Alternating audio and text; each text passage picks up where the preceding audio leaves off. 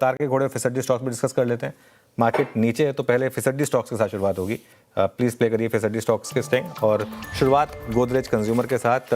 CEO के इस्तीफे के बाद बना आज का एक्सीडेंट ऑफ द डे, लेकिन हमारा नज़रिया इंटैक्ट है अभी भी। 10% नीचे खुला था, 10% ही नीचे है। इन लेवल पे शॉर्ट ना करें, शॉर्ट करके इन लेवल पे पैसा शायद ना बने। और अगर आप एक निवेशक हैं तो आज से एसआईपी शुरू कर सकते हैं और उसको इसके बाद 2 साल तक ना देखें, ठीक है। दूसरा, pi industries, obviously con call के बाद बड़ी गिरावट आई यहाँ पर। कॉन कॉल में मैनेजमेंट का काफ़ी कॉशियस व्यू था, खासतौर से मार्जिन को लेकर तो वो बिल्कुल कोई गाइडेंस देने को तैयार ही नहीं थे बिल्कुल भी। और सुबह सीएनबीसी आवाज़ के बिग स्टॉक में शामिल भी था। लेकिन जो शॉर्टिंग है, जो असली वाली सेलिंग है, वो कॉल के बाद आई है। अगर आप देखेंगे तो जो करीब करीब 12 साढ़े 12 बजे हुई थी।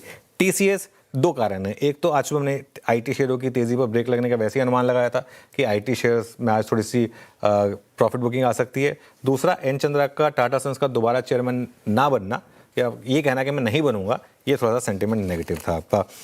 फोर्टिस, मैक्स हेल्थ और अपोलो, ये 3 और स्टॉक्स हैं जो फिसड्डी स्टॉक्स में शामिल हैं। हॉस्पिटल रेट्स पर कैप के डर से ये शेयर्स गिरे। कल सुबह सबसे पहले सीएनबीसी आवाज़ ने खबर ब्रेक की थी, आपको याद होगा, पार्लियामेंट पैनल वाली जो खबर थी। और कल सुबह से सीएनबीसी आवाज़ पर इसका सटीक एनालिसिस भी हुआ था। ये स्टॉक्स में बड़ी गिरावट है। रफ्तार के घोड़े बहुत कम हैं आज, एक्चुअली एक ही है, दो ही हैं। पहला है नाल्को। नाल्को में अगर आप देखें तो क्या न्यूज़ थी, ब्राज़ील में जो नॉर्स्क हाइड्रो है उनकी एल्यूमिनियम आउटपुट 50% घटी है। इससे नाल्को को फ़ायदा होगा।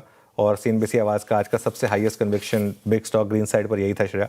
और चार्ट जीपीटी में भी, इनफैक्ट ये इकलौता स्टॉक था जिसको हमने बिग स्टॉक्स और चार्ट जीपीटी दोनों में लिया था, ठीक है। टीडी पावर, शानदार नतीजे और गाइडेंस से स्टॉक भागा।